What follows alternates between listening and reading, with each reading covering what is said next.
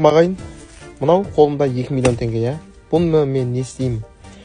Бұны мен жастық шағымда басым істемеген затқа жұмсамақшымын да.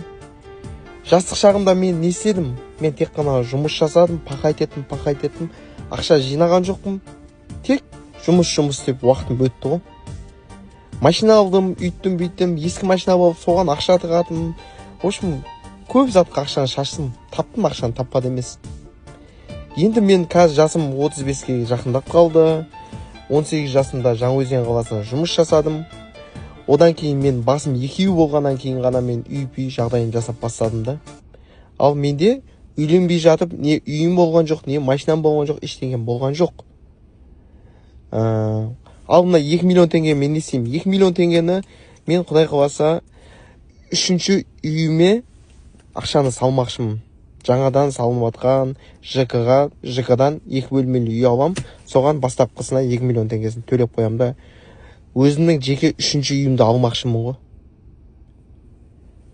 Енді сізде жассыз ғой, қазір 18 жасқа толып жатсаңыз, осы видео сіз үшін қызық болатын болса, сіз тыңдаңыз.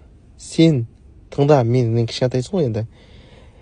Жастық шағыңды босқа өткізіп алма. Ана ескі питняшки анау-мынау алып алып, соған ақшаны тығып, кайфовать етіп, ішіп жеп, ақшаңды шашпа. 2000 теңге тапсаң да, соны сен үй алам деп ниеттеніп ақшаңды жина, сен соған жетесің. Мен саған 100% уәде етем.